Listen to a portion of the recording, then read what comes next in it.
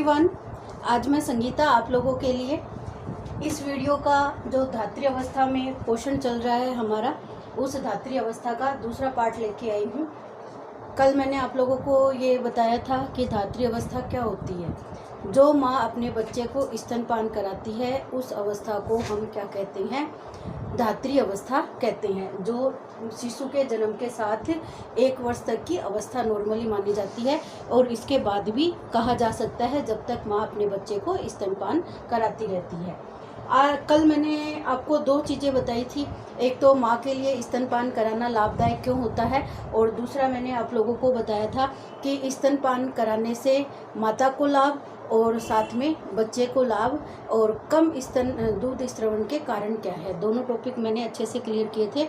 और एक शैशवावस्था में आपको टॉपिक बताया था मैंने कि शैशवावस्था में जो स्तनपान है वो बच्चे के लिए लाभकारी कैसे है, वो आपको शैशवावस्था में उसका डिटेल मिलेगा, तो आप वो भी अच्छे तरीके से देख लेना। एक धात्री अवस्था के लिए संतुलित आहार तालिका क्या होनी चाहिए, कैसा पोषण देना चाहिए ताकि धात्री अवस्था में माँ और बच्चे दोनों का पोषण है वो अच्छे तरीके से हो सके। सबको पता है कि जन्म के तुरंत बाद महिला की स्थिति है वो बहुत ही कृशकाय हो जाती है, एकदम कमज़ोर, दुबली पतली और एकदम हीन अवस्था के अंदर हो जाती है महिलाएं। तो उस अवस्था को नॉर्मल बनाने के लिए कम से कम 1.25 महीना है वो महिला की अच्छे से हम केयर करते हैं ताकि वो अपनी पूर्ण स्थिति में आ जाए और माँ और बच्चे दोनों है वो स्वस्थ रहे। तो ऐसी स्थिति के अंदर महिला को संतुलित आहार क्या देना है, कैसे देना है, ये हम इसके ऊपर थोड़ा सा डिटेल से देखेंगे। तो मैंने यहाँ पे एक साइड में भोज्य समूह लिए हैं। भोज्य समूह में जो नॉर्मली हम बातें लेते हैं कि अनाज, दाल, दूध, कंदमूल वाली सब्जियां, हरी पत्ते वाली सब्जियां, अन्य सब्जी, फल, शर्करा, घी और तेल, ये हमारे मुख्य भोज्य समूह हैं जो डेली हमारी आहार तालिका के अंदर इन सारी चीज़ों का होना जरूरी होता है। अब हमने हमारी क्रियाशीलता के आधार पर मैंने बताया था कि 3 क्रियाशीलता होती है, एक कम क्रियाशील, एक मध्यम क्रियाशील और एक अधिक क्रियाशील। और ये जो मैंने बिंदु लिए हैं ये सबकी जो मात्रा है वो किसमें ग्राम में बताई गई है, सारी मात्रा ग्राम में बताई गई है। अब एक कम क्रियाशील जो महिला होती है उसकी अनाज की आवश्यकता है वो 270 ग्राम प्रतिदिन होती है। वो 270 ग्राम अनाज का प्रयोग है अपने डेली भोजन के अंदर उसे करना चाहिए। और वही महिलाएं अगर मध्यम क्रियाशील है तो 330 ग्राम भोजन है, अनाज है वो अपने डेली के भोजन में लें। और साथ में अधिक क्रियाशील है वो 480 ग्राम है, अनाज का प्रयोग है वो अपने भोजन में डेली उसको लेना है। ये अतिरिक्त आवश्यकता है जो धात्री अवस्था और गर्भावस्था दोनों के अंदर महिला को अपने बच्चे के पोषण के लिए कुछ अतिरिक्त आवश्यकताएं भी होती है।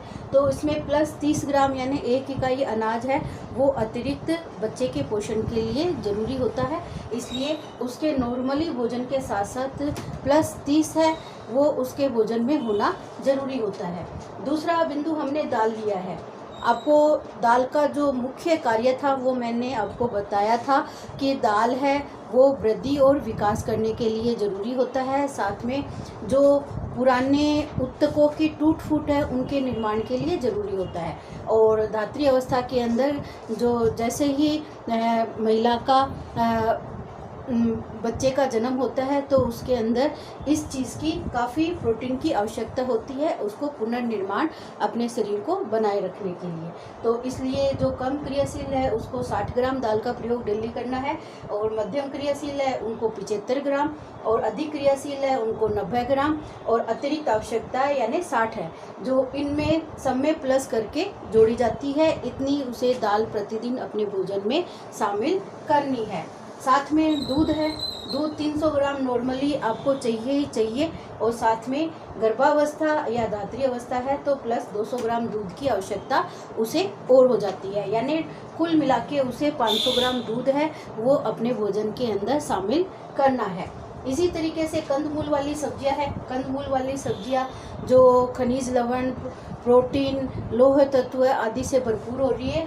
हरी पत्तेदार सब्जियों में भी विटामिन, कैल्शियम, लोह तत्व ये काफ़ी मात्रा में होते हैं।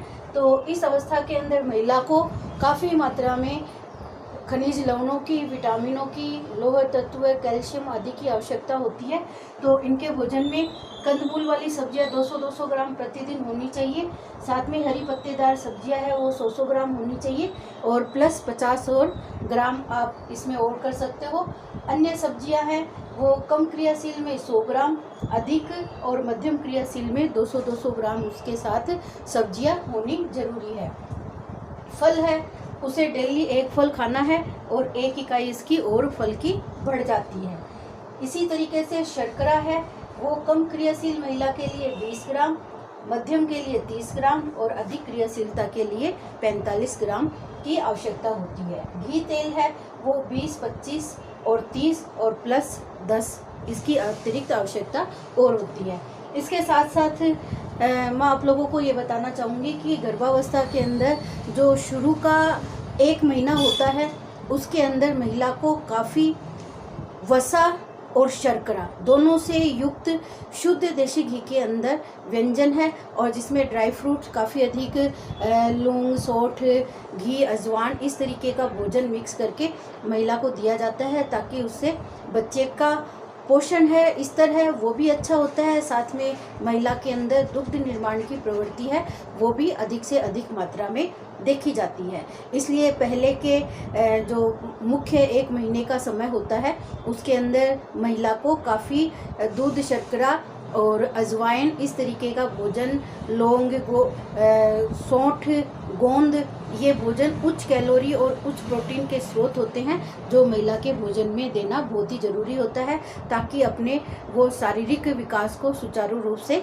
पहले जैसा कायम कर सके और वो अच्छे तरीके से अपने और अपने बच्चे का पोषण कर सके। इसके साथ ही साथ जितने भी हमने पोषण वाले चैप्टर देखे हैं उन सारे पोषण में एक बात और आती है कि महिला को एक धात्री अवस्था में महिला को भोजन देते समय किन किन सावधानियों का हमें प्रयोग करना चाहिए। तो ये सावधानियां तो मैंने वैसे आपको क्लियर कर दी है, लेकिन फिर भी इसके कुछ बिंदु दे रखे हैं आपके बुक में बहुत सारे, तो वो मैं आपको एक बार थोड़ा सा और क्लियर कर देती हूँ। महिला को उच्च प्रोटीन और उच्च कैलोरी से युक्त भोजन देना जरूरी होता है। महिला को बार बार 3 से 4 बार भोजन देने के बजाय उसको 5 से 6 बार भोजन देना चाहिए। एक साथ भरपेट भोजन उसे बहुत नहीं करना चाहिए, ताकि उसके ऊपर जो भार पड़ता है वो कम से कम हो सके, यानी कम कम करके उसे भोजन खिलाना चाहिए और वो अच्छा डाइजेस्टिंग सिस्टम होता है। इसके साथ साथ बच्चे की मालिश है, उसकी केयर है, उसका अच्छे से स्वच्छता का ध्यान है वो भी हमें रखना चाहिए। उसके भोजन में कैल्शियम और आयरन से संबंधित भोजन है उसकी मात्रा भरपूर होनी चाहिए। फ्रूट का प्रयोग है, जूस का प्रयोग है, इनका भी प्रयोग अधिक से अधिक मात्रा में करना चाहिए।